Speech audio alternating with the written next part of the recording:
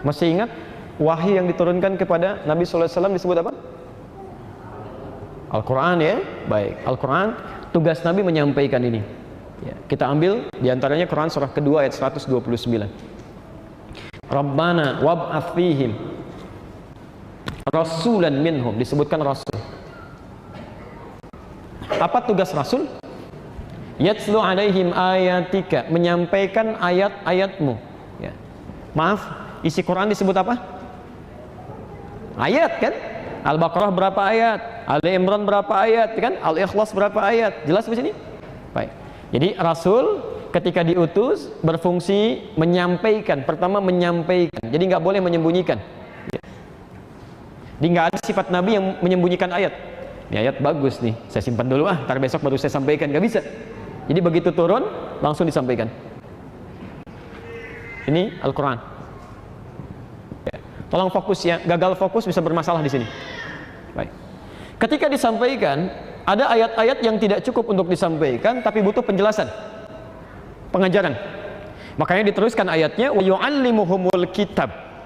Kemudian mengajarkan isi kandungan Alkitab itu. Ada perintah solat misalnya, kan? Wa aqimus sholah, Al-Baqarah 43. Disampaikan, tunaikan solat. Ya. Pelan-pelan.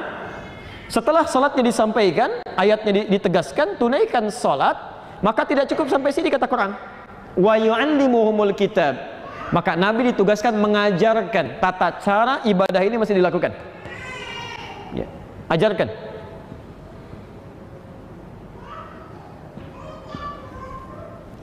Awas, hati-hati ya. Kalau tidak ada fungsi pengajaran ini, maka akan sulit ditunaikan. Bagaimana caranya? Jangankan sampai lebaran kita, sampai lebaran kuda, lebaran kelinci, akan bisa itu. Susah, ya. Sekarang ada yang macam-macam aja, ada yang lebaran kuda, lebaran kelinci, lebaran kambing, macam-macam. Nggak ada, udah selesai. Ya, lekatkan pada sesuatu yang tepat saja. Ya.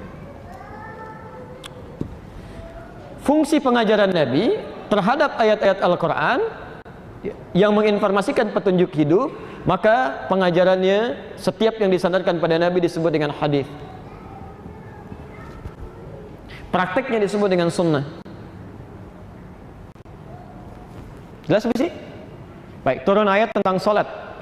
Nabi menerangkan, keterangan Nabi disebut dengan hadis. Nabi praktekkan sholat tidak? Saya ulang, Nabi sholat tidak? Masya Allah. Berapa waktu? Oh, jangan salah. Awas, hati-hati.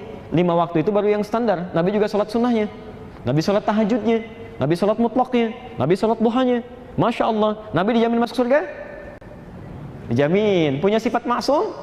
Punya. Orang baik atau tidak? Baik. Takwa atau tidak? Masya Allah, orang takwa, orang baik, dijaga dari kesalahan, terjamin surganya. Jangankan sholat fardunya, tahajud dijalankan, duha dijalankan, rawatib dijalankan, mutlak dijalankan. Baik, ada Nabi Rasul di sini? Tidak ada. Ada ahli surga di sini? Ada orang paling takwa di sini? Masya Allah, ada orang bukan Nabi, bukan Rasul, surganya belum jelas, bukan orang takwa, tidak terkait dengan nilai-nilai kebaikan yang tadi disebutkan. Jangankan sholat yang 5 waktunya, gitu kan? Atau bahkan yang sunnahnya, yang 5 waktu masih bermasalah. Cita-cita masuk surga bersama Nabi. Baik, ketika Nabi praktikkan berubah menjadi sunnah, maknanya as-sunnah. Ya. Maka di sini kemudian ada ajakan untuk kita dalam beraktivitas dalam kehidupan mengambil petunjuk Al-Quran, melihat praktek Nabi SAW, atau minimal petunjuk pengajarannya.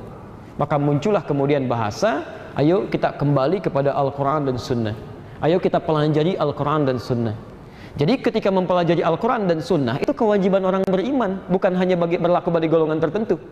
Ya, tidak tepat kalau Anda katakan misalnya, oh ini Quran Sunnah ini hanya golongan ini, yang lain apa? Nggak bisa gitu kan? Jadi semua orang beriman mutlak akan mengambil petunjuk dari sini. Ya. Ambil dari Qurannya, lihat caranya bagaimana Nabi mengerjakan. Ya. Jelas di sini? Baik, Bapak Ibu sekalian, sekarang yang lebih penting lagi, bagaimana cara Nabi mengajarkan tuntunan Al-Quran dan mempraktekkan dalam As-Sunnah ini sehingga sesuai dengan praktek-praktek yang diinginkan oleh Allah Subhanahu wa Ta'ala yang berlaku bagi umatnya. Kita lihat pelan-pelan. Satu, saya agak cepat sini. Rasulullah Sallallahu Alaihi Wasallam, ya, ini perjalanan fikih. Jadi segala ketentuan yang tadi disampaikan, yang kita praktekkan, hukumnya disebut dengan fikih. Jelas di sini? Baik. Sekarang lihat, Rasulullah SAW menyampaikan ajaran Islam, Al-Quran tadi, dan menerangkan, ya, pertama kepada sahabat. Ya, kita bisa lihat dulu. Pertama kepada sahabat. Sahabat itu siapa? Oh, baik, ya, kita turunkan dulu. Sahabat, saya ulang. Sahabat adalah orang yang satu, hidup semasa dengan Nabi. Oh, syarat ini mesti ada. Kalau tidak ada, salah satu gugur nama sahabatnya. Hidup semasa dengan Nabi SAW. Yang kedua, melihat Nabi. Karena ada orang yang hidup semasa tapi tidak bisa melihat Nabi karena keterbatasan tertentu. Ya, maaf, melihat itu dalam kondisi maksudnya hadir bersamanya, ada di hadapan. Ya, seperti Uwais Al-Qarni, hidup semasa dengan Nabi, tinggal di zaman di Quran tapi tidak bisa melihat Nabi. Itu bukan sahabat. Ketiga, beriman kepada Nabi SAW sampai ia wafat. Kalimat ini penting, sampai ia wafat. Karena ada yang beriman kepada Nabi SAW, maaf, ya, ini tidak terpenuhi unsur yang terakhir. Ya, ketika nabinya wafat, tiba-tiba dia memproklamirkan sebagai seorang nabi, seperti Musailamah Al-Kadzab. Ada yang beriman kepada Nabi, maaf, gitu kan? Dia wafat duluan dibandingkan dengan Nabi, tapi imannya tidak serius. Seperti Abdullah bin Ubay bin Salul, ya? Maka ini pun tidak disebut dengan sahabat. Nah, isi Al-Quran dengan sunnah tadi disampaikan oleh Rasulullah SAW pada kalangan sahabat. Ini generasi pertama. Ya, diajarkan, bahkan mula-mula itu tidak mudah diajarkannya. Ya, ada di satu tempat di rumahnya Arqam bin Abi Arqam, sekarang ada di bagian Bukit Safa, ya, yang dilakukan sa'i di dalamnya. Baik. 40 orang belajar pertama kali disebut dengan as-sabiqun al-awwalun. Di situ ada Abu Bakar As-Siddiq, ada Umar, kan? Ada Uthman, kemudian ada sahabat-sahabat yang lainnya. Ada 40 orang dikenal dengan as-sabiqun al-awwalun. Perhatikan, pengajarannya itu sifatnya langsung. Jadi hampir jarang dan hampir tidak ditemukan yang menulis, paling beberapa orang, gitu kan. Di sifatnya talaqi. Sampaikan, terima, sampaikan, terima. Begitu ada ayat Quran disampaikan, kemudian ya sebagian atau keseluruhannya kemudian mulai menangkap, dihafalkan. Ya, 1-2 orang paling yang menulis, kan. Demikian seterusnya. Nabi mengajarkan salat, tidak ada yang menuliskan kitab salat, tidak ada. Ya, semuanya hanya melihat, praktekkan, kerjakan seperti itu. Disampaikan pada generasi-generasi setelahnya. Ya, ketika Nabi SAW kemudian wafat, ya, saya ulang, ketika Nabi SAW mulai wafat, maka sahabat mulai menyebar. Ya, pergi mengajar. Ada yang pergi ke Yaman, bahkan sebelumnya ada yang diutus oleh Nabi langsung ke Yaman untuk melihat-lihat, ya, seperti Mu'adz bin Jabal dengan Abu Musa Al-Asy'ari. Ya, setelah Nabi wafat, maka beraktivitas di sana. Ya. Ada yang Masya Allah, maaf, ke wilayah Afrika tuh. Ya, ada seperti Muawiyah masuk ke Mesir, ke Libya, bahkan sampai tukang cukurnya Nabi. Itu saya sempat tinggal di Libya cukup lama, sampai 5 tahun. Itu sampai ada salah satu tempat, ya, dimakamkannya sahabat Nabi yang biasa mencukur Nabi. Itu ada di wilayah Tripoli itu. Ya. Sampai kemudian ada yang sampai ke Syria, gitu kan? Ya, Muawiyah sampai ke sana. Ada yang sampai ke Irak. Ya, Irak itu bukan bagian dari Arab. Irak itu Persia, ya, Persia. Cuma sekarang dimasukkan dalam wilayah Arab karena menggunakan bahasa Arab di dalamnya. Baik. Jadi menyebar sahabat Nabi SAW mulai menyebar ke tempat-tempat yang berbeda. Ada yang ke Yaman, ada yang ke Irak, Masya Allah. Ada yang ke Afrika, ada yang bahkan nanti sampai ke Eropa, gitu ya, ya, ke Spanyol dan sebagainya. Bahkan ada yang ke Nusantara sebagiannya. Ada Sa'ad bin Abi Waqqas itu pernah ikut ekspedisi, ya, menggunakan salah satu kapal dari Ethiopia itu sampai ke wilayah Baros, 414 km dari wilayah Medan itu. Ya, nanti sebagian turunannya kita tanggal 1 sampai tanggal 4 ada ta'lim sekitaran Pantura, nanti kita jelaskan turunan-turunan itu. Ya. Nah, teman-teman sekalian, saya teruskan dulu sebentar. Ketika para sahabat ini mengajarkan ke wilayah-wilayah yang berbeda, mulai menyebar, atau bahkan orang-orang datang sendiri ke Madinah, ya, sebagian datang ke Mekah. Orang-orang yang belajar kepada sahabat ini karena tidak bisa bertemu dengan Nabi, Nabinya sudah wafat, kan? Atau dalam kondisi tertentu disebut dengan tabi'in. Saya ulang, disebut dengan apa? Tabi'in. Fokus, sebentar, fokus. Tabi'in ini Ya. Tidak semua punya sifat yang sama dengan kemuliaan dan kekuatan hafalan sahabat. Ya. Jadi ada yang bisa menangkap langsung dengan mengingat, tapi tidak sedikit orang-orang yang tidak mudah mengingat, sehingga dia harus menuliskan apa yang diingat itu sebagai gambaran atau acuan saat dia mempelajarinya. Dimulai misalnya mengajar di wilayah Afrika, masuk ke wilayah Mesir, ya, Mesir itu Afrika. Ya. Ada yang ke Libya, ada yang ke Tunisia, ya, sebagian sudah mulai mencatat. Ya. Sama misalnya mengajar ke wilayah Yaman, ada yang mulai mencatat. Ya. Di sini ada yang mulai mencatat. Ya. Turunkan dulu Rasul, sahabat, tabi'in. Karena sudah mulai ada yang mencatat, maka Masya Allah, ya, catatan-catatan itu bisa dikumpulkan, kemudian dikodifikasikan, ya, dibuat satu himpunan, dibuat satu turunan. Jadi pada masa ini, khususnya di awal masa ke tahun kedua Hijrah, ya, tahun kedua Hijrah kisaran sampai 200 Hijriah. Ya. Tolong lingkari tanda ini ya, sampai dengan 200 Hijrah. Saya ulang, sampai dengan 200 Hijrah. Maka muncullah ulama-ulama saleh yang selain punya kekuatan untuk mengingat, juga punya kemampuan untuk menuliskan. Ya. Di antara mereka ini ada 4 bintangnya, ya, yang paling unggul. Jadi mereka tidak hanya menulis, ya, tapi juga punya kekuatan daya ingat yang luar biasa, dan mereka kumpulkan ingatan-ingatan itu melalui tulisan-tulisan mereka. Ya. Di antara mereka siapa saja? Saya coba hadirkan. Ya, fokus ke sini supaya langsung kelihatan bahannya. Perhatikan ya, lihat sini. Satu, masa Rasulullah SAW mengajarkan Al-Quran plus prakteknya disebut dengan apa? Sunnah. Diturunkan kepada sahabat. Metodenya mulai menghafal. Jelas? Sedikit yang menuliskan. Kemudian ketika Rasulullah SAW meninggal dunia, disampaikan pada generasi setelahnya, sahabat mulai menyebar dengan tempat-tempat tadi. Ya. Maka diajarkan pada tabi'in, ya kan? Dan orang yang belajar kepada tabi'in lagi. Sifat mereka karena tidak sama dengan yang sebelumnya, ya, maka sudah mulai banyak yang menulis, ya. Jadi ada yang kemudian menghafal dan tidak sedikit yang mencatat. Tapi di antara sekian banyak yang menulis ini, ada ulama-ulama khusus yang mengumpulkan dalam bentuk kumpulan disebut dengan kodifikasi sebagai acuan bagi orang-orang setelahnya. Ya. Mereka itu pelan-pelan, awas hati-hati, dibatasi sampai dengan batas 200 Hijrah. Jadi kalau di atas 200 Hijrah ini tidak disebut dengan nama yang akan saya sebutkan nanti. Sudah sebut sini? Pelan-pelan, pelan-pelan. Lihat sini. Batasnya 200 Hijrah. Jadi sampai 200 Hijrah ada 4 bintang ulama utama yang mengumpulkan ajaran Nabi dari para sahabat, termasuk dari para tabi'in, dikumpulkan jadi satu sebagai acuan untuk kita setelahnya. Kalau Anda belajar dari orang-orang ini, maaf, ya, 200 Hijrah ini yang baru atau yang dulu? Sekarang atau yang lampau? Lampau. Sekarang tahun berapa? 1438. Berarti kisaran 1200 tahun yang lalu kan? 1238. Sesuatu yang sekarang disebut dengan khalaf namanya. Yang dulu disebut dengan salaf. Jelas sampai sini? Ya, dulu yang lampau disebut dengan apa?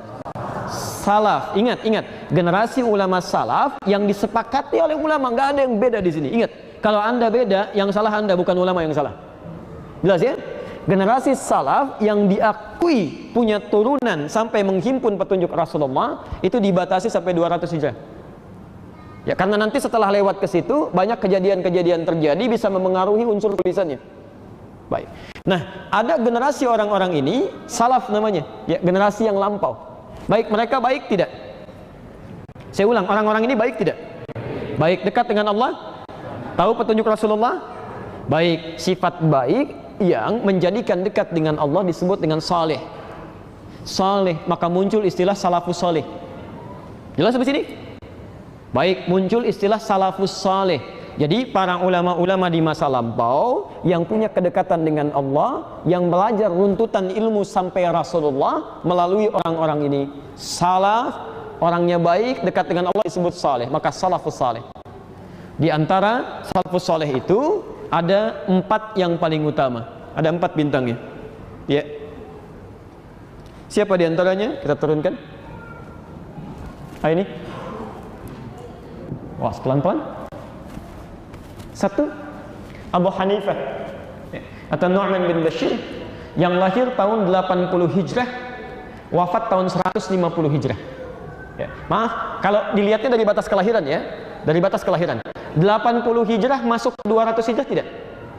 Masuk. Berarti ini masuk dari ulama salafus saleh. Jelas di sini? Pelan-pelan. Selanjutnya Malik bin Anas.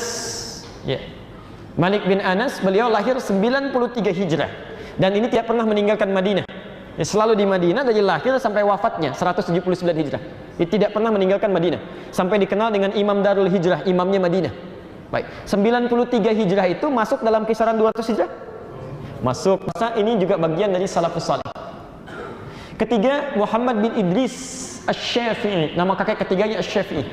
Lahir 150 Hijrah, lahirnya di Gaza, wafatnya di Mesir, ya, di Gaza. Baik, 150 Hijrah masuk dalam kisaran tadi? Masuk ya, maka beliau pun salafus saleh. Ya. Kemudian yang keempat ini Imam Ahmad bin Hanbal, muridnya Imam Asy-Syafi'i, lahir tahun 164 Hijrah, masuk dalam kisarannya ya? Masuk, ini pun salafus saleh. Nah, teman-teman sekalian, perhatikan ya, perhatikan. 4 ulama ini punya keunggulan dibanding ulama yang lainnya, karena selain menghafal dengan ingatannya yang sangat kuat, juga menuliskan semua tuntunan-tuntunan tadi di kitab mereka. Ya. Jadi jalur kita kalau ingin belajar, misal dari Nabi Shallallahu Alaihi Wasallam yang tadi ini, ya, kalau anda ingin belajar Al-Quran dan Sunnah, ya, mustahil anda keluar dari ajaran yang dibawa oleh 4 ulama ini. Pasti akan lewat sini. Ya. Baik, saya mau katakan begini, pelan-pelan. Perhatikan. Ayo kita kembali pada Al-Quran dan Sunnah. Quran diturunkan pada siapa? Rasulullah SAW. Baik. Sunnah dari siapa asalnya? Rasul. Saya mau tanya, pernah ketemu Rasul? Di mimpi? Mimpi aja belum pernah. Bagaimana bisa mengambilnya?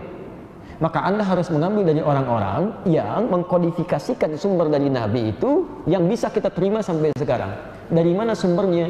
Semua turunan ini berasal dari sini, kan? Ini sahabat mengajarkan pada tabi'in, tabi'in kemudian menuliskan, ada generasi tadi, bintangnya yang 4 ini. Jadi mustahil ada orang-orang yang langsung belajar dari Rasul kecuali lewat yang 4 ini. Jelas di sini? Baik. Nah, semua 4 ulama besar ini dengan segala keistimewaannya, insya Allah kami punya nanti koleksinya dari 4 ini, menerangkan perjalanan hidup mereka sampai bagaimana mereka belajar, sampai kekuatan hafalannya, sampai karya-karyanya. Ya, dan setiap edisi 1 kitab khusus. Ya, kalau anda mau baca saya pinjamkan, insya Allah boleh berbahasa Arab. Ya, baik. Ini 4 ulama ini menuliskan semua kumpulan-kumpulan pelajaran yang tersambung pada Nabi dengan jalan yang terang. Ya, jalan. Ya, kan kita mau belajar ke Nabi lewat ini ya. Ini yang paling terang jalannya. Jalan yang terang yang menyampaikan pada tujuan itu disebut dengan manhaj namanya. Manhaj. Wah, ini di bahasa kita ya. Tolong fokus di sini. Ya. Jadi ketika orang-orang ini menjadi acuan kita untuk belajar, membawa semua yang berasal dari Nabi, maka ajaran-ajaran yang dari Nabi ini yang dihimpun lewat mereka disebut dengan manhaj namanya. Ya, manhaj ini. Tadi orang-orangnya disebut dengan apa? Masih ingat? Salaf kan? Maka di sini ada istilah manhaj salaf. Orang-orang yang mengikuti manhaj ini, ya, sejalur dengan ini sampai ke ujungnya, kemudian bermuara kepada Rasulullah SAW, maka orangnya disebut dengan salafi. Tambah i di ujungnya. Ya. Jadi kalau mengikutkan orang pada sesuatu tertentu, gampang. Kalimat ujungnya ganti dengan i. Indonesia itu negara. Orang Indonesia diikutkan ke Indonesianya, a-nya ganti pakai i. Indonesia jadi Indonesia. Baik. Malaysia. Malaysia. Amerika. Ameriki. Filipini. Tunis. Tunisi. Aljazair. Aljazairi. Masya Allah, gampang ya. Yang bekas-bekas, bukan, itu jangan ngarang ya. Baik. Baik. Sekarang lihat, salaf ini ulama-ulama ini, ya, termasuk yang sezaman dengannya. Manhajnya kita ikuti, maka saat diikuti tambah i di ujungnya, salafi. Kalau maaf, yang mengikuti ini, yang belajar ini satu orang atau dua orang? Banyak orang. Kalau banyak gampang, rumusnya mudah sekali. Bahasa Arab itu gampang, tinggal tambah un di depan, di ujungnya. Un. Muslim satu orang. Kalau banyak kan? Muslimun. Mukmin? Mukminun. Shaim?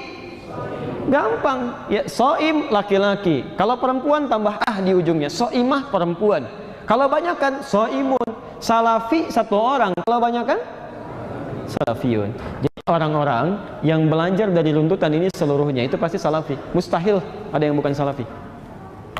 Di salafi itu bukan istilah khusus atau bukan nama khusus untuk golongan tertentu, aliran tertentu, kelompok tertentu. Semua orang Islam pasti salafi. Ya. Bapak salafi ya? Bukan Pak, saya Doni. Iya, nama Bapak Doni, kan? Cuma Bapak pasti ambil jalur ini pasti nih. Pasti gitu ya. Nah, jadi teman-teman sekalian, tidak ada yang tidak salafi, pasti salafi. Dan jangan juga mengatakan kepada orang, wah ini manhajnya bukan salaf nih. Lalu apa? Ustadz Adi kayaknya bukan salaf nih. Lalu apa? Memang bukan gitu kan? Cuman manhaj yang saya ambil orangnya bukan salaf, saya Adi gitu kan? Nah cuma nilai yang dipraktekkan pasti ini, gak mungkin bukan salaf, pasti ini. Ya. Kalau bukan salaf berarti bukan mengambil tersambung dengan Nabi. Jelas sampai sini? Jadi kalau mendengar istilah-istilah salafi, salafiyun, salaf, itu pertama tidak usah juga alergi dengan kalimat itu. Yang kedua tidak usah mengklaim satu dengan yang lainnya ini salafi, ini bukan. Ini persoalan yang muncul pada saat ini. Jelas sampai sini? Baik. Kalau jelas, sekarang perhatikan.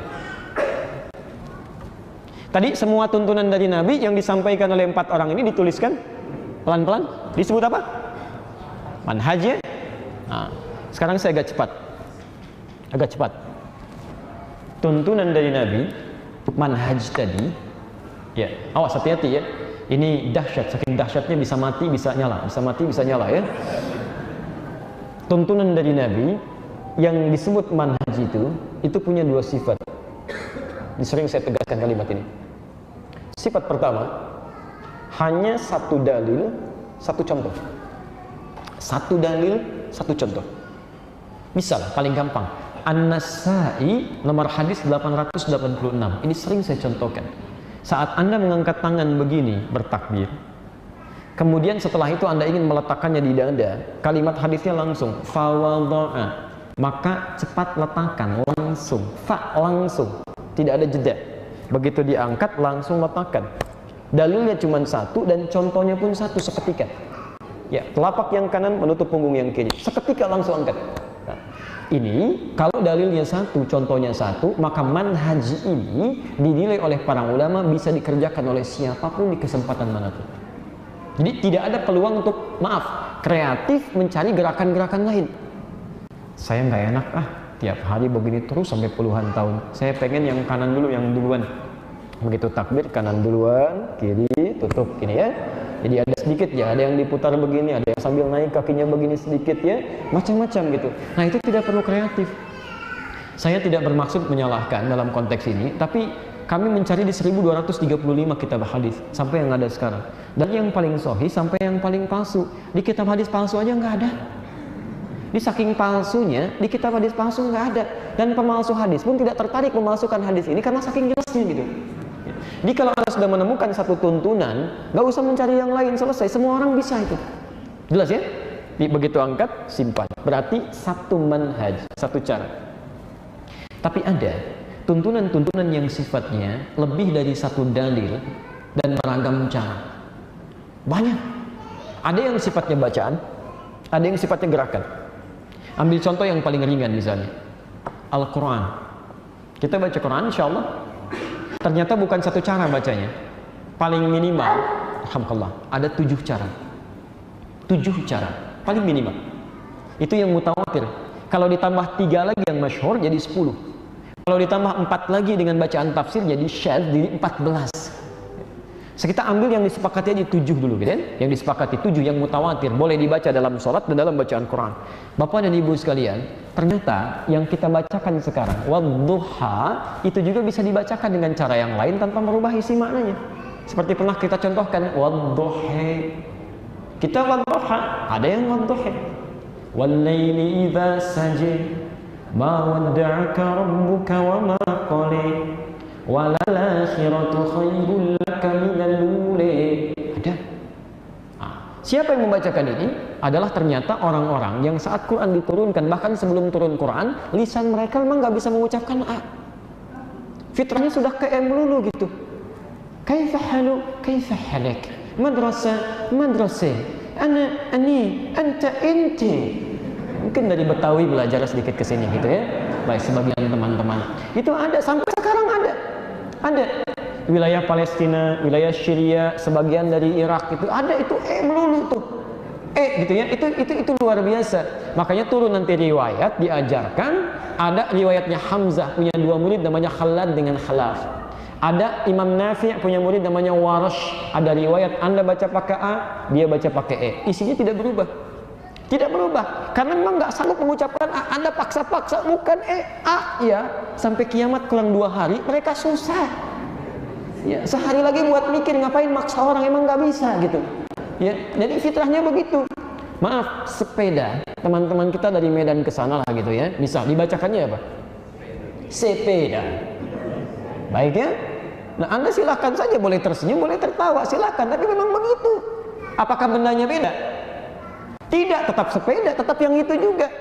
Kita ke Cicaheum yuk. Apa? Cicaheum? Kalimatnya memang beda, tapi isinya itu juga. Maka turun riwayat-riwayat demikian, itu baru di lisan. Hati-hati gitu kan. Nah, manhaj ini dengan dalil yang beragam, dengan contoh yang berbeda, disepakati oleh para ulama. Ulama nggak ada yang beda. Kalau Anda beda dengan ulama, Anda yang salah, bukan ulama yang keliru. Ya, disepakati sebagai kemudahan, fleksibilitas dalam menunaikan, karena tidak setiap orang bisa mengerjakan hal yang sama. Kalau mau lebih dahsyat, saya contohkan. Ihdinas siratal mustaqim, pakai shad, hafaz. Anda yang tidak bisa shad, bisanya sin. Turun riwayat Qalun, ihdinas siratal mustaqim. Bahkan ada yang tidak bisa shad, tidak bisa sin, bisanya zai, Pak. Ada di Arab itu. Di Anda paksa shad, sin, ihdinas siratal mustaqim. Riwayat Qumbul dari Ibnu Katsir. Ada. Ya. Kami di Libya itu pernah ada kisah. Ya, ini guru kami yang langsung sampaikan, ini nyata. Penghafal Quran. Dua-duanya hafal. Satu hafal pakai sad, satu pakai sin. Bertemu nggak nyambung, mirip kisah Umar bin Khattab mendengar bacaan di masa Nabi. Begitu dibacakan ihdinas siratal mustaqim, anta mukhti ya fulan bisin, musad. Bukan pakai sad, pakai sin, kamu salah katanya. La, bisad, bukan sin, sad. Ihdinas siratal mustaqim, la bisin, ihdinas siratal mustaqim. Padahal keduanya mengaji di guru yang sama. Disepakati datang kepada gurunya, disampaikan, ya Syekh, kada wa kada, terjadi peristiwa begini. Gurunya bijak sekali, tidak menyalahkan, tidak langsung membenarkan. Beliau katakan, ya bunayya iqra. Nah, baca. Dibaca sama si fulan. Ihdinas siratal mustaqim, pakai sad, hasbuk, cukup. Ya bunayya iqra. Nah, baca. Ihdinas siratal mustaqim, pakai sin, hasbuk. Masya Allah, kata syekhnya. Kalian berdua salah, yang benar pakai zai. Ihdinas siratal mustaqim. Masya Allah. Gurunya ingin mengajarkan, kalau kamu baru tahu sesuatu, jangan dulu ramai, pelajari dulu. Barangkali orang lain yang berbeda memiliki sumber-sumber yang tersambung dengan sama kepada Nabi, cuma tidak mempraktikkan seperti Anda karena memang tidak mudah melakukan seperti Anda itu. Anda tidak bisa memaksa orang lain dengan baju ukuran sama, mungkin berbeda, tapi sama-sama baju gitu. Jelas di sini ya? Nah, itu baru bacaan, nanti ada gerakan. Seperti pernah saya sampaikan, ada yang mau sujud itu kan, ada yang pakai lutut duluan, ada yang pakai telapak tangan duluan. Dua-duanya itu petunjuk kemudahan. Sebab kalau lututnya sulit untuk digunakan, pasti telapak tangannya, nggak ada yang ketiga. Tetap yang salah itu kalau yang tidak sholat atau yang sujudnya kepala duluan, itu aja. Jadi kalau Anda menggunakan lutut, ada dalilnya. Di Abu Daud nomor hadis 838. Kalau Anda pakai telapak tangan, di Abu Daud nomor hadis 840, cuman beda 2 nomor. Yang satu di kanan paling bawah, yang satu kiri paling atas, selesai. Ya, jadi ini yang disebut dengan manhaj. Ya, Al-Fatihah kita baca bismillah kan dengan 4 cara, 70 hadis Pak. Bu, 70 hadis. Bisa dikeraskan, bisa disirkan, bisa tidak dibaca sama sekali, bisa dibaca rakaat pertama, selanjutnya tidak. 70 hadis itu. Ya. Tapi Masya Allah itu kemudahan dalam mempraktekannya, cuma semudah-mudahnya nggak bisa dipraktekkan keempat-empatnya dalam satu sholat. Saya ingin sempurna menunaikan sunnah Nabi. Orang 1, saya 4. Masya Allah. Bismillahirrahmanirrahim. Bismillahirrahmanirrahim. Tidak dibaca sama sekali. Enggak bisa. Anda harus pilih. Kalau Anda tidak bacakan keras, Anda bacakan sir, atau Anda nggak baca sama sekali. Ya saat Anda bacakan sir pun nggak usah nampakkan pada orang. Saya takut orang menduga saya nggak baca, padahal saya sir. Nggak usah. Itu tandanya jahar. Ya kalau sudah mau dibunyikan, kencengin aja. Kenapa bingung di situ? Ya, jadi kalau di Arab itu kedengaran karena pakai mic. Kalau Anda nggak pakai mic, nggak usah dimunculkan. Bismillahirrahmanirrahim. Alhamdulillah, sama aja. Jelas ya? Ketika Anda memilih salah satu di antara manhaj yang ada itu, maka pilihannya disebut dengan madhab. Hukumnya disebut dengan fikih, maka muncul istilah madhab fikih. Ya, madhab itu singkatan. Ya, singkatan. Madhab. Singkatan dari madhaba ilaihi. Insyaallah. Ya, tidak hanya dalam bahasa Indonesia, dalam bahasa Arab ada singkatan. Tidak hanya istilah-istilah umum, bahkan istilah agama pun atau kalimat-kalimat, bahkan ayat itu ada singkatan. Ya. Bismillahirrahmanirrahim disingkat dengan basmalah. Alhamdulillahirabbil alamin singkat dengan hamdalah. Allahu akbar disingkat dengan takbir. La ilaha illallah disingkat dengan tahlil. Jelas sampai sini? Baik, jadi kalau misalnya saya ajak Anda Bapak Ibu sekalian dengan memohon rahmat Allah Subhanahu wa taala, mari kita memulai acara ini dengan sama-sama mengucapkan basmalah. Basmalah. Bukan. Itu yang diucapkan kalimat yang disingkatnya Bismillahirrahmanirrahim. Sama kayak orang mau meninggal dunia, ajarin dulu nanti kalimatnya la ilaha illallah ya. Cepat ucapkan tahlil, tahlil, ucapkan tahlil, tahlil, ucapkan tahlil, tahlil. Bukan yang itu la ilaha illallah. Baik, madhab singkatan dari ma dhahaba ilaihi. Masya Allah. Madhab ma dhahaba ilaihi. Ma pilihan, dhahaba yang condong, ilaihi untuk diambil kepadanya. Dari 4 pilihan yang ada baca bismillah 70 hadis, Anda condong pada yang mana? Ketika Anda pilih salah satunya, itu yang disebut dengan madhab. Berarti ini madhab saya, maksudnya pilihan saya. Di mazhab itu bukan aliran, bukan kelompok. Para imam ini menuliskan tuntunan-tuntunan dalam bentuk manhaj, dikumpulkan di kitab mereka, ada semua. Cuma ketika mempraktekkan, nggak mungkin semuanya dipraktekkan, mereka harus pilih salah satu. Makanya ketika Imam Abu Hanifah memilih, maka dikenal dengan madhab Hanafi. Ya. Imam Malik memilih, dikenal dengan madhab Maliki. Imam Syafi'i memilih, dikenal dengan madhab Syafi'i. Imam Ahmad memilih, dikenal dengan madhab Hambali. Ya, awas, hati-hati. Ya, hati-hati. Ini penting untuk dipahami oleh kita semua. Jadi orang-orang yang belajar petunjuk sampai ke Nabi, ya, yang salafus saleh, orang-orang yang disebut dengan salafi, jamaknya salafiyun, maka tidak mungkin, mustahil kecuali melewati pilihan-pilihan ini. Pasti milih. Ya. Dari sini, ya, kita ingin meluruskan satu pernyataan yang kadang-kadang suka keliru. Kamu ikut madhab atau ikut Nabi? Sebetulnya bukan itu kalimatnya, itu menunjukkan Anda tidak paham. Bukan ikut madhab, ikut Nabi, bukan. Karena mustahil ada madhab yang keluar dari tuntunan Nabi, itu mustahil. Ya. Ayo, kamu ikut Imam Syafi'i apa ikut Nabi? Apa Anda pernah ketemu Nabi? Pasti lewat ini dulu gitu. Jadi mustahil kalau Anda ingin ke Nabi, tidak melalui jalur ini, mustahil itu. Ya. Makanya setiap kita itu pasti mengambil pilihan-pilihan yang disebut dengan madhab itu. Ya. Cuma mana yang Anda ambil, itu terserah Anda. Tidak harus fanatik di bidangnya. Ya. Bisa, oh saya mesti Syafi'i saja. Ya, Masya Allah, Imam Syafi'i saja mengatakan kalau pendapat saya tidak sesuai dengan turunan Al-Quran dan Sunnah, lemparkan pendapat saya ke tembok, ambil yang lain. Semua imam mengatakan begitu. Ya. Jadi teman-teman sekalian, Bapak dan Ibu, jadi kalau ada orang-orang kemudian belajar dan bersumber dari salah satu di antara yang 4 ini, dan sedunia semuka bumi, demi Allah saya katakan, sumbernya pasti melewati ini. Pasti generasi setelahnya pasti lewat sini. Ya. Karena mereka yang mengumpulkan. Hanya persoalan memilih yang mana, itu kita tidak bisa paksakan. Ya. Nah, yang jadi persoalan, imam-imam ini kemudian mengajarkan pada generasi setelahnya, sehingga muncul murid-murid yang berikut ini. Ini sampai masa sekarang. Ya. Kita berakhir di sini ya, insya Allah. Imam Hanafi Abu Hanifah, Nu'man bin Bashir, punya murid namanya Abu Yusuf. Ya, dengan Asy-Syaibani. Murid terakhirnya sekarang Ad-Dahlawi di wilayah Pakistan, Asia Selatan, Pakistan, India. Jadi kalau Anda belajar ke wilayah Pakistan, ke India, itu pasti akan menemukan konsep Hanafi di sini. Ya, konsep Hanafi. Maaf, misal dalam Fatihahnya tidak membaca basmalah, akan langsung.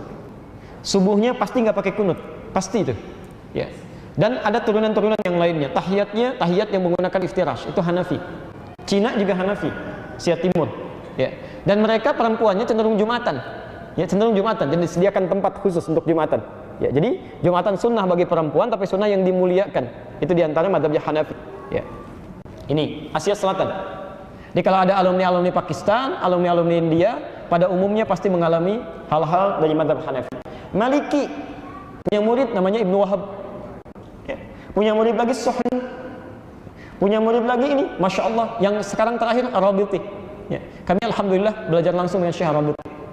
Itu Masya Allah Pak. Matanya nggak bisa melihat Pak.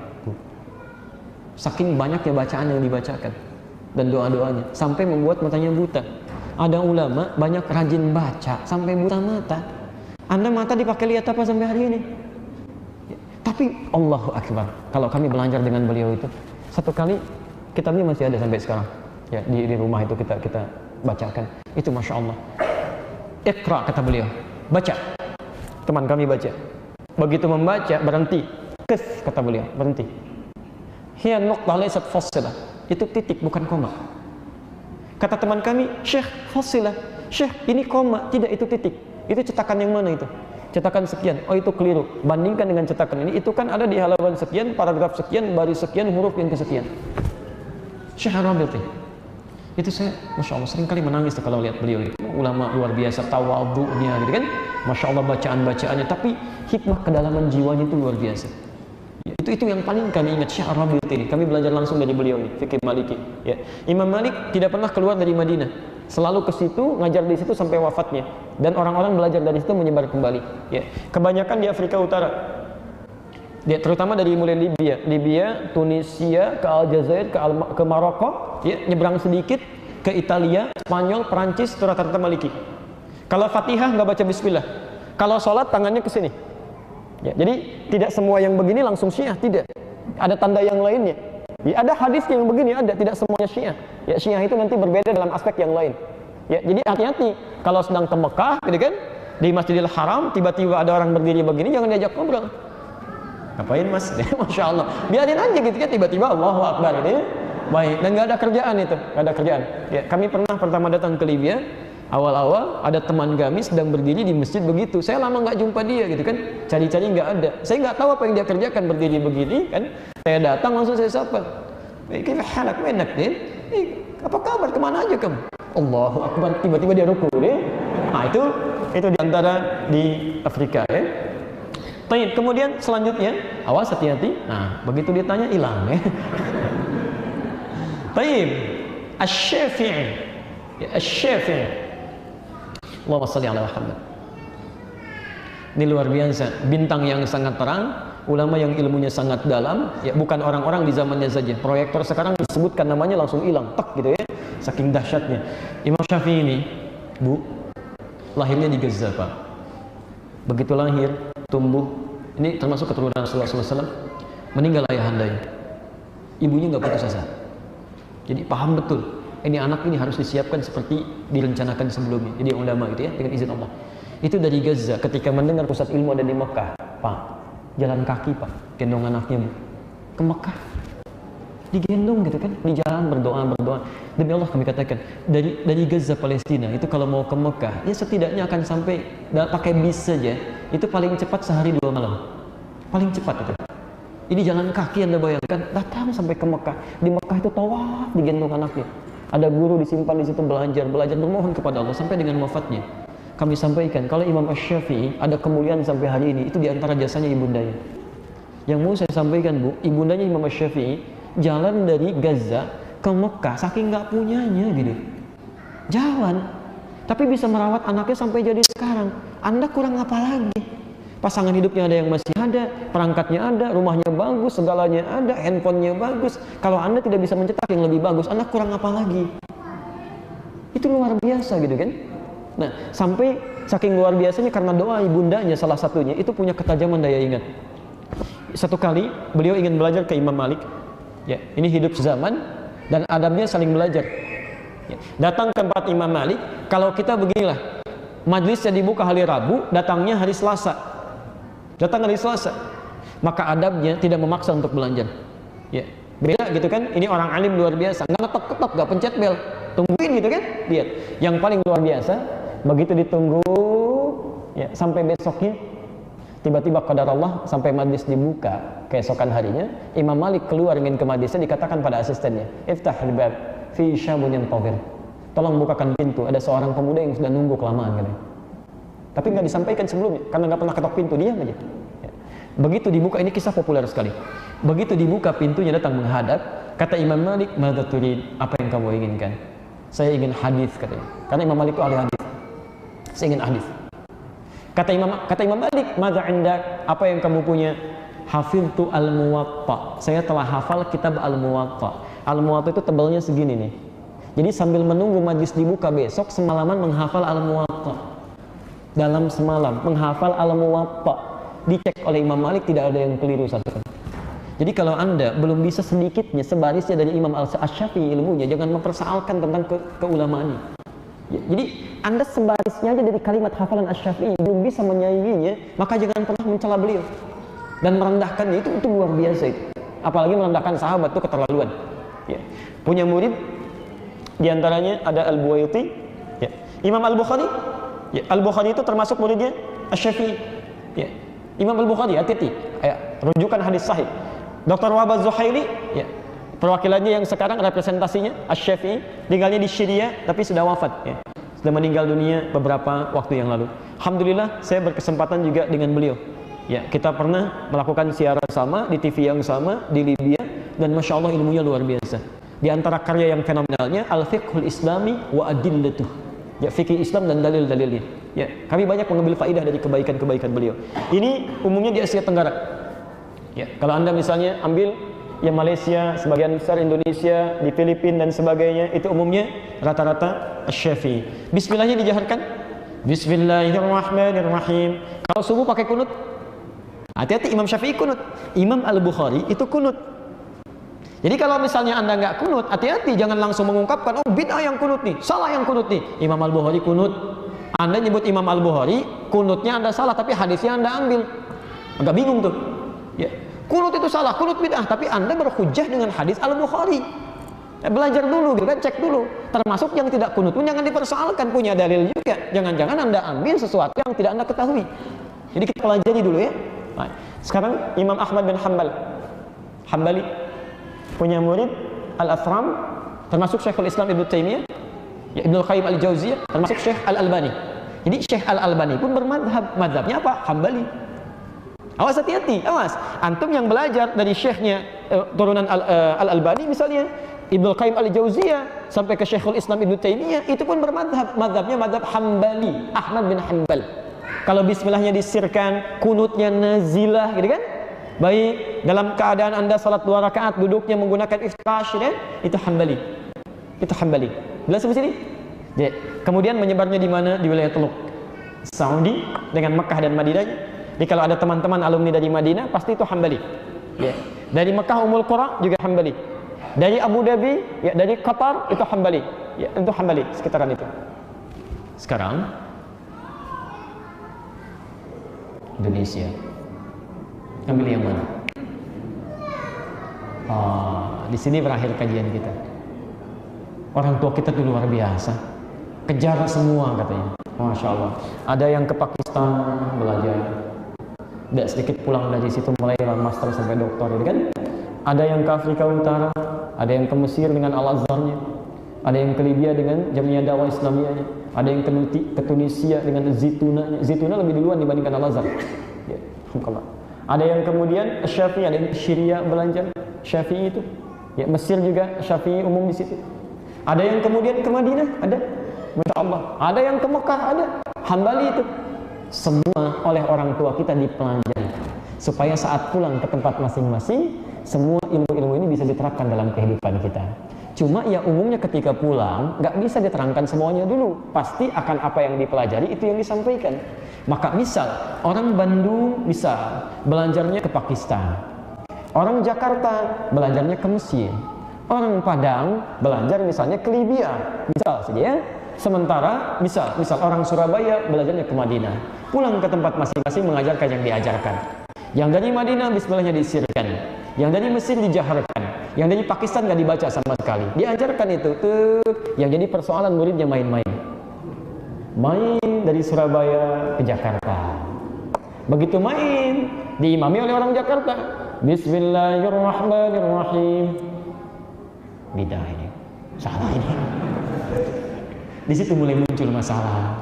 Nah, teman-teman sekalian, sebetulnya sesungguhnya yang ada itu kedalaman kita untuk mempelajari semua ini. Jadi kita boleh memilih di antara yang ada ini sebagai kenyamanan untuk kita tunaikan sama-sama salaf dengan manhaj yang sama, dengan jalan yang sama. Tapi kalau di luar ketentuan Al-Quran dan Sunnah dengan konsep ini, itu yang kita tinggalkan. Itu bukan salah. Itu bukan yang benar.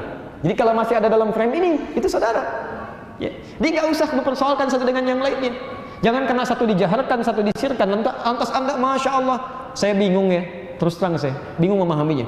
Zaman Nabi nggak pernah terjadi, zaman sahabat tidak, zaman tabiin tidak, zaman ulama pun tidak yang soleh-soleh. Kenapa bisa terjadi gara-gara bismillah dijaharkan, disirkan, jadi meninggalkan masjidnya? Jadi nggak saling sapa, jadi nggak saling kenal. Tadinya berkenalan baik, saling silaturahim, tiba-tiba sekarang jadi nggak tegur sapa. Ya. Nah ini yang penting untuk dihadapkan. Anda ini mau kembali pada Quran dan Sunnah atau mau pada bikin kelompok? Ya kecuali kalau mau pada bikin kelompok, silahkan saja. Cuma itu tidak baik, gitu kan? Kalau nggak sama dengan kelompok saya berarti itu bukan salaf. Bukan karena salafnya, Anda yang tidak paham. Ya, jadi jangan sampai perbedaan-perbedaan yang satu manhaj ini menjadikan silaturahim di antara kita, termasuk pergaulan kita menjadi tidak menentu. Itu nggak bagus, nggak baik itu. Ya. Saya beberapa hari-hari kebelakang ini seringkali mendengar kalimat-kalimat yang sebetulnya tidak perlu ditampakkan gitu ya. Ya. Bukan hanya pada level murid-murid, ya pada guru-gurunya juga harus kembali bersilaturahim. Kenapa sih nggak bisa kumpul sama-sama? Kita tinggal di tempat yang sama, ayo kita ngobrol nih. Ya, Anda mau nyampaikan apa? Kalau umat ada begini, butuh masalah nih. Oh, masalahnya seperti ini, ayo sampaikan dengan teduh. Berarti solusinya begini. Kalau berbeda Anda sampaikan, kita pilih yang ini ya. Cuma kalau teman kita pilih yang ini, dalilnya seperti ini. Itu akan lebih indah dibandingkan Anda mengatakan, cuma ini yang benar, yang lain salah. Itu masalah nantinya. Saya pertama datang dari Indonesia sampai ke Bekasi, itu disebut Ustadz Bid'ah. Karena ngajarnya pakai batik, Rasul ngajar pakai jubah katanya. Nah, ini jadi ini luar biasa gitu kan. Tapi kita paham bahwa maaf kalimat itu disampaikan, maaf bukan karena salah, karena belum paham. Yang belum paham ini bukan dimarahi. Jadi kalau ada orang-orang seperti itu pun respon yang lain jangan saling marah. Ya, respon kita saling menyatukan gitu. Oh, ini mungkin belum paham, yang belum paham dipahamkan, diberitahu dengan kelembutan. Jadi mohon jauhi perpecahan yang tidak penting dilakukan, termasuk jauhi celaan-celaan yang tidak bermanfaat ya. Tapi kita harus sepakat, tuntunan kita Al-Quran dengan Sunnah. Ada di frame yang ini, kita kerjakan. Keluar dari sini, kita tinggalkan. Jelas di sini? Oh, hati-hati, saya sebelum ke sini, kami di Libya itu mengajar. Saya tanya murid saya salah satu ketika presentasi, kami kasih tugas saat pulang ke Indonesia. Kamu pergi kemana? Ke daerah ini katanya. Bagaimana responnya? Pertama kali saya tanya, Ustaz, di sini Islamnya berapa persen? 95% Pak. Alhamdulillah katanya. Ah, yang 5%-nya apa? Muhammadiyah Pak. Jadi ada sesuatu yang harus diedukasi di masyarakat karena belum tahu gitu kan. Jadi ada hubungan dengan ormas. Ya, mohon maaf, Imam Al-Bukhari itu bukan NU. Ya, karena NU belum ada sejak zaman itu. Ya, kalau kunut ini berarti NU. Imam Syafi'i NU, Imam Ahmad Muhammadiyah. Enggak ada hubungannya. Ya, jelas di sini ya? Baik. Enggak apa-apa, ya, sampai kaget juga di belakang situ. Baik, jadi teman-teman sekalian, ini yang mau saya sampaikan. Nah, sekarang saya tutup. Untuk memahami semua ini, paham dalam bahasa Arab disebut dengan fikih. Ya. Kalau ada tuntunan yang berbeda, tapi ujungnya sama, disebut dengan ikhtilaf. Ikhtilaf itu perbedaan-perbedaan yang melahirkan kemudahan dalam prakteknya. Maka ilmunya disebut dengan fikih ikhtilaf. Nah, ada ilmu itu disebut dengan fikih ikhtilaf. Jadi nanti suatu saat kalau kajian kita bersambung di tahun yang akan datang, kita akan belajar. Nanti kita berikan contoh-contoh. Ini benar kehidupan rumah Nabi. Ya. Ada mataharinya di silau langsung hilang gambarnya. Baik. Pelan-pelan ya. Bismillah. Nanti ada pokok-pokok pembahasan yang bisa kita tampilkan. Ini denah kehidupan rumah Nabi SAW. Beliau dilahirkan. Ini ya. Diduga di tempat ini beliau dilahirkan di posisi walaupun tempatnya tidak seperti ini. Wallahu a'lam. Ini Jabal Qubais. Jabal Qubais itu yang jadi istana raja sekarang. Ini Hotel Zamzam di sini. Ini istana raja yang ini nih. Ya. Ini Jabal Qubais itu dari sejak dulu itu simbol kekuasaan. Di siapa yang punya kuasa dia menegaskan di atas tempat ini. Ini ada tiang listrik satu di sini. Ya. Ada satu lagi di sebelah sini. Kelihatan? Bu? Ini tiang listrik yang ini nih, kelihatan? Nih, satu lagi yang ini, kelihatan? Oh hebat, ibu saya nggak lihat. Insya Allah. Ini nggak kelihatan bu di fotonya. Ibu harus datang langsung gitu kan? Nggak kelihatan, demi Allah saya katakan nggak lihat saya yang ini nih. Yang ini emang ada, yang ini enggak. Ya, cuma agak aneh, ibu aja yang lihat di sini aja, di tempat lain nggak pada lihat juga. Ya, nggak tahu pada makan apa. Kemudian ini Masya Allah, ini pagi kami ambil sekitaran jam 7 waktu sana. Kita foto langsung ya, foto langsung. Itu ternyata Masya Allah matahari terbit di atas sini. Dan bulan pun ketika bersinar itu tepat di atas rumah ini. Di siang malam tempat rumahnya Nabi itu penuh dengan cahaya. Penuh dengan cahaya. Dan kalau Anda telusuri, ini nggak ada kaitan dengan hukum syariat ya. Tapi barangkali kita bisa tangkap isyarat-isyarat kebaikan. Tapi jangan dihubung-hubungkan. Jangan dihubung-hubungkan. Cuma kita melihat ada sesuatu yang indah. Ini sinar matahari. Kalau bersinar di sini dari pagi hari, sinarnya ke sini tuh, lurus. Nanti yang ikut umrah insya Allah tanggal 15 saya akan tunjukkan tempatnya. Ya. Ini ada sinar ke sini lurus, bisa kelihatan sinarnya ini. Ya.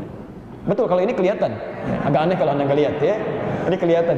Ini agak-agak terang nih. Ini kan beda dengan yang ini, beda kan? Ada terang. Ini kalau ditarik garis lurus terus ke sini, itu turunnya langsung ke tangga, langsung masuk ke bambus salam, tembusnya ke Hajar Aswad. Makanya sunnah untuk tawaf, kalau masuk pertama kali kita ingin umrah, ingin haji, sebetulnya kalau sudah daerahnya tenang, pembangunan sudah selesai, sunnahnya lewat sini. Turun ke sini ada tangga ke bawah, masuk ke satu pintu disebut bambus salam. Itu kalau Anda masuk lewat situ, langsung ke tempatnya sofa, tempat sa'i, itu tembusnya langsung ke Hajar Aswad. Jadi nggak usah belok-belok lagi, langsung lurus. Anda tahu apa yang terjadi? Masya Allah, bambus salam, pintu salam keselamatan. Jadi ketika Nabi dilahirkan, ditarik garis lurus langsung nyambung ke Ka'bah. Jadi kalau Anda ingin bermanhaj sesuai pemilik Ka'bah Allah Subhanahu wa taala, maka ikuti petunjuk Nabi sallallahu alaihi wasallam, lurus. Maka di situ salam Anda dapatkan.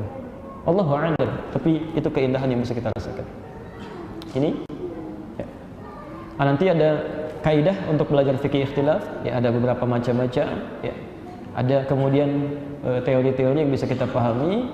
Nah ini termasuk nanti ada materi-materi yang bisa kita bahas. Saya berikan pada Anda, silahkan saja bebas, tidak ada apapun yang menyertainya. Kalau ingin kopi silahkan kopi, silahkan kemudian tebarkan kembali. Kalau ada kekurangan silahkan koreksi, kalau ada kebenaran silahkan diamalkan.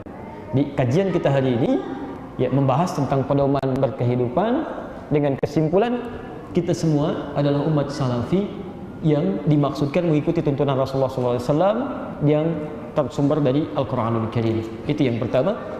Yang kedua, maaf, salafi itu bukan kelompok tertentu, tidak terkhusus pada jamaah tertentu, tapi bagi setiap muslim yang belajar sesuai dengan tuntunan yang benar.